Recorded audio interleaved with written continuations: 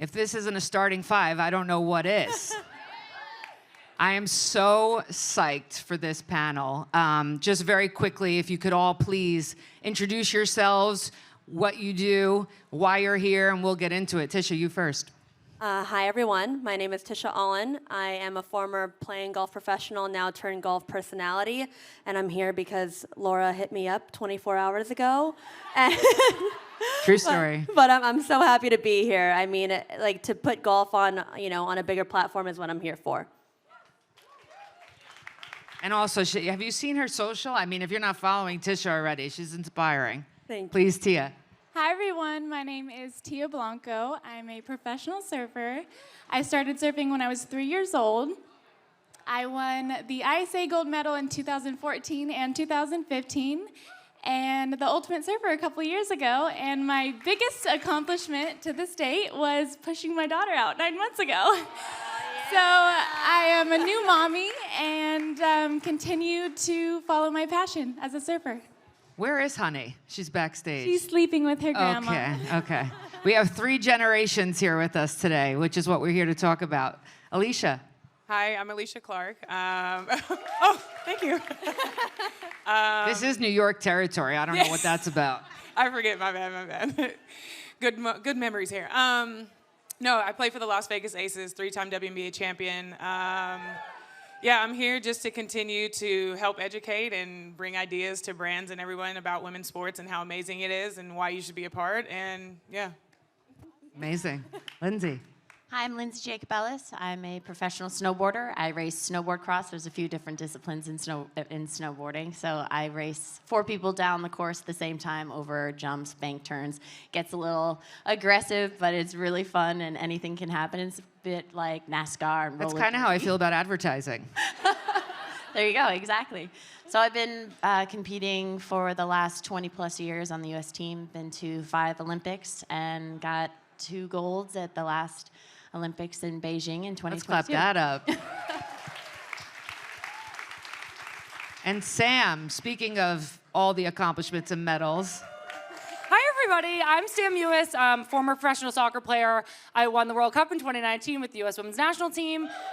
Thank you. I had to retire earlier this year due to injury, unfortunately, but I stepped right into a role with the women's game, which is a women's soccer vertical. We have 2 podcasts a week, dedicated social media, a YouTube channel. We're covering like global women's soccer, and I'm really excited to be here today. Thanks. We're so appreciative. Let's clap it up. Unbelievable. And what Sam left out is that Sam was on the front lines fighting for equal pay and won. For the U.S. Women's National Team.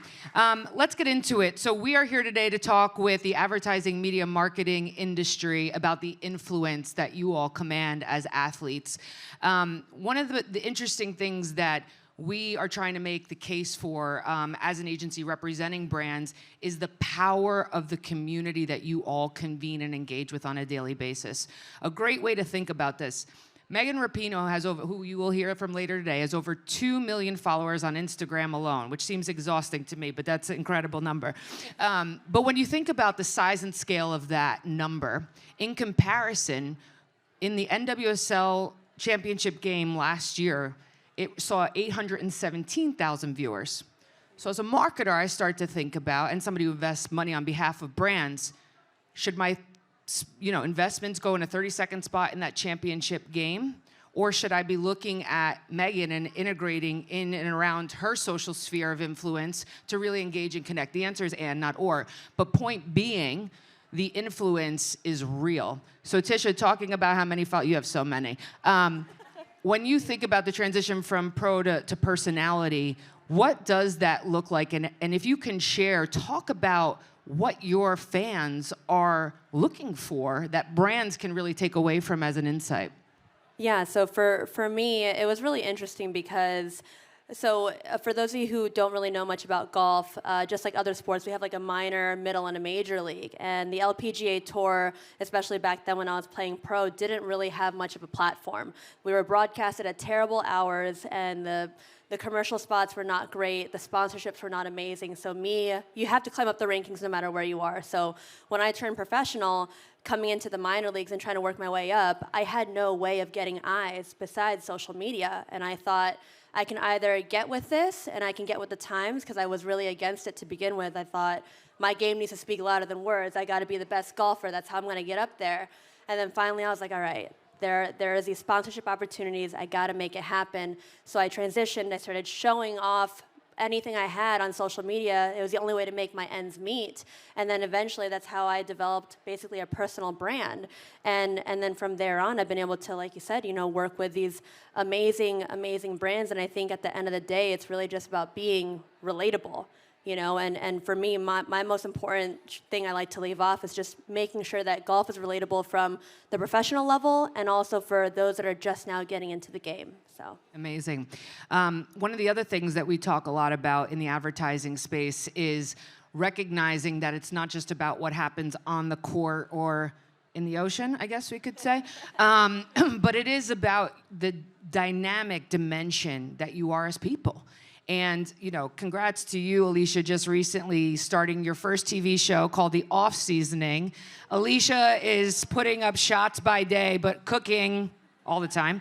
Can you talk a little bit about what that experience has been and how you are taking these passions, thinking about next steps, next careers, next chapters, as we talked about on the last panel, and what Off Seasoning means to you and how brands can connect with you in that capacity? Yeah, so, like Tisha was saying, there's a relatability factor with us as athletes, and our fan base, I think, is just so dedicated and committed to us because they know the struggles that we've had to go through as female athletes to get the exposure, to get the visibility, and so they have almost like, it's like they have our back. They're like, okay, we're here with you. We're going to ride through this, so whatever you do, but they also know it comes with like an education and a thoughtful piece. So when we are putting things out, they're like, okay, I know she's either used it, researched, or like this is something that she stands on. And so for me, to be able to just be in a space where I love to cook. When I go outside of the court, like I love to cook. I invite my teammates over. It's a way for me to connect with family and friends. It's a way to just like talk about things that are going on and just enjoy that moment and then eat some bomb food. And so the off seasoning came because like during our off season, we're usually playing year round. And so for me to be able to have that opportunity now this past off season to stay home and really hone in on, I was cooking on Instagram, posting reels and just showing people what I love to do in my free time. And people were like, oh, this is amazing. And so there's that connection piece. And so for me, it's like, well, how can I take what I love and be able to share it with people in a way that they receive it? And I want to make cooking relatable. I want to tell inspiring stories by people, just amazing human beings that are out here in the world. We have enough chaos going on. So the guests that I have I'm very intentional about picking them. It's because they're doing amazing things within their community. Maybe they aren't getting the shine, which speaks to me in my career that I've had. And so, yeah, just to be able to like kick it off and film the episodes, it's still surreal to me. And yeah, so for me right now, it's like, okay, we filmed the episodes. They're going to debut in May. And now it's like, okay, how can we bring in sponsorships and advertisers for the things that I'm using, whether that's spices, herbs, cooking utensils, all the things in the daily use of my kitchen. And that's kind of where we're at now is like, okay, we've done that piece now. It's like, where can we align with brands that align with my values as a person, but also with what I'm trying to do with my show. It's incredible. Congratulations. Thank you. And when we talked, you first shared that with me. I was like, it's so great. I can't wait to watch to learn to cook because I'm very good at DoorDash. But as an Italian from New Jersey, I gotta get my game up. Tia, talk to us a little bit about parenthood. As I was getting to know you and your team, we're talking a lot about how incredible surfing career, very long time you've been doing it, but now since you've, stepped out as you're raising honey, the amount of partners that have come forward to work with you and talk about that dimensionality as surfer/mom, what has that meant to you and how are you embracing this sort of transition and will we see you back on the waves? So first off, I want to say that this journey coming into motherhood has been the best chapter of my life. And coming into this chapter, there was kind of, it was a little blurry. What was my career going to look like now that I'm a mom? how am I going to make money? And I'm sure I'm not the only mother out there that has to go and try to figure that out. And yeah, I feel like these ladies touched on it. Relatability, authenticity, and yeah, I feel like in my competition life, I worked really hard and I accomplished things that I'm very proud of. But coming into motherhood, it hasn't stopped there, which is awesome. And brands are still wanting to, sponsor me and still support me as a surfer. And yeah. And we're looking forward to surfing at the Olympics this year. I'm very excited. We'll have to talk about that backstage. But when we were talking in our prep call, Lindsey and Sam, you shared, we're not new to this. We've been in the sports world for quite some time. But, Sam, you talked a little bit about how now stepping in a media capacity, how much you've learned in such a short amount of time that you're like, I should have been thinking about this while I was playing and building this brand and this platform. What can you share in that transitionary period and, takeaway for, athletes that are still playing and what they can, we have so many in the audience that are attending today, what they can learn in thinking about the application of that now for later? Yeah, definitely. I think I'm in content creation, which is so crazy to say. I think the landscape of this has changed so much recently where audiences of women's sports, women's athletes, they do want that relatability, that these people are just like me. And when we're making so much content, you can't help but be yourself and be authentic because this is what I do every day. I talk in a microphone, we record podcasts, we record shows. I think what's so interesting thinking back on my career as TikTok started to become a thing, I was like, oh no, I shouldn't do that. I'm just gonna focus on soccer. And it's such a loss. I think that as you transition out of sport, it's inevitable that you have to move on into something else. And using these tools that we have now as athletes where our audiences are so engaged and so connected to us, I think women's soccer in particular, our audience is like Taylor Swift's audience. They love the athletes. They love Would it be like Mewis instead of Swifties? Can we coin that? I just feel exactly I feel like the fans are so connected and so emotionally engaged in what their favorite players are doing that using these platforms that are available to us as players will only serve to help us as we move on and transition out of sport. I feel really fortunate, actually, that I started a podcast before I was done playing because I think it helped me so much in that transition. It's really difficult to move from being an athlete to going and being somebody else. So my advice to any athletes who are still active is start dipping your toes into other things now. It helps you move on with that transition. Amazing.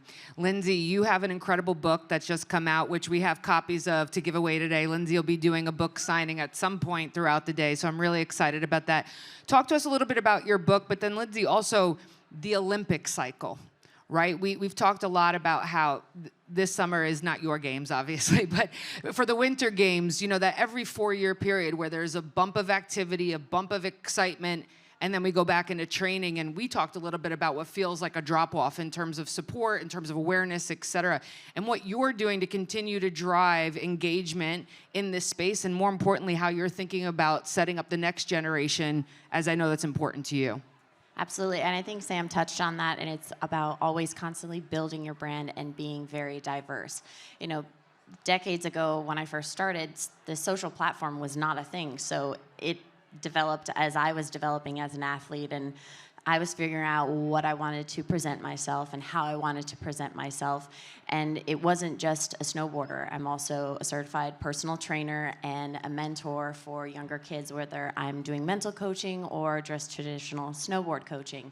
And I do a Supergirl snow contest that helps bring that older generation and that younger generation together, because it's very, far and few in between when you get to snowboard with your idols and you get to have instruction, and we just have that nurturing environment. So when we talk about the Olympic cycle, it seems like, when everyone's watching it, they're like, oh, the Olympics are on, and you really get into it. Well, that's the same exact energy that sponsors and all these companies come in. They're like, oh, we're 1 year out. We're going to be showing that we're representing this athlete and supporting, X, Y, and Z across all these different platforms. And then you make, good money in that moment, but then you have to make that money last for 4 years, because then you are not exactly sure when you're going to get your next big sponsorship deal or exposure to a commercial or something like that. So it's taught me sustainability and figuring out how to, showcase myself in front of brands and to show them that I do have value and I'm not just a snowboarder, that I can be capable of other things. Let's stick there for a second. I'd love for each of you to your own response to this, but for everyone in the audience, right, tell us about who your audience is and the conversations you're engaging with, whether it's in your DMs, the comments, people you're meeting on the street, people in your podcast.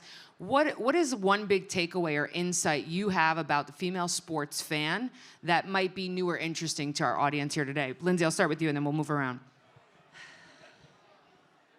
Well, I think mainly my following is the younger females, but I have a lot of young snowboarders that come up to me of pretty much of all ages, especially even parents asking for advice and support. And what I love to give them is the emotional support, because that's not always the given. And that was definitely what I touched on in my book, because a lot of the times I was very harsh to myself, and the media had a definite vision of who I was, and really labeled me as a certain type of individual.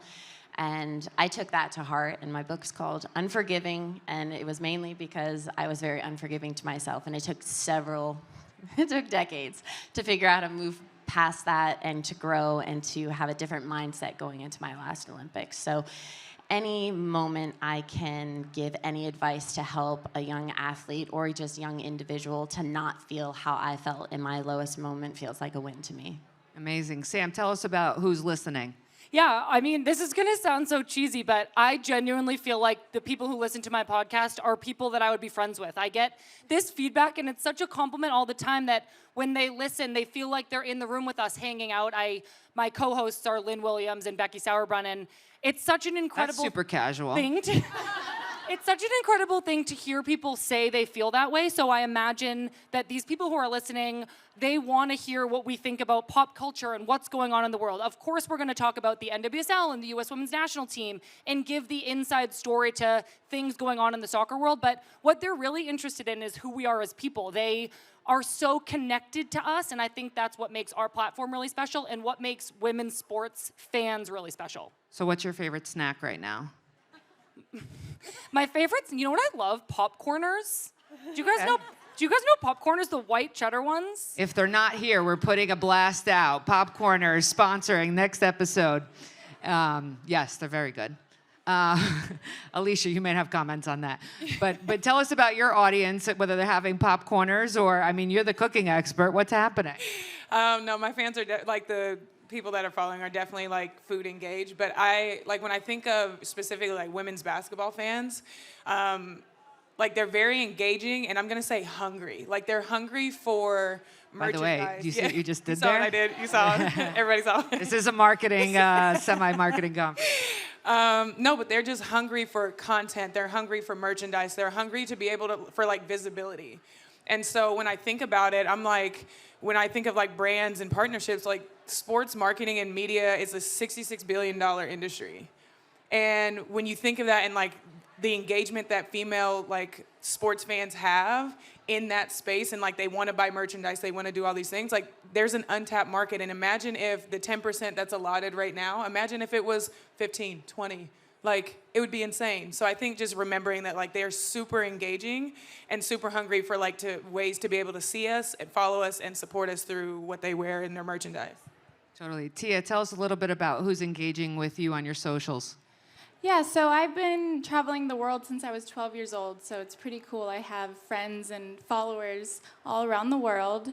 And then most recently, becoming a mom, I grew a few 100,000 followers because moms, we wouldn't be here without moms.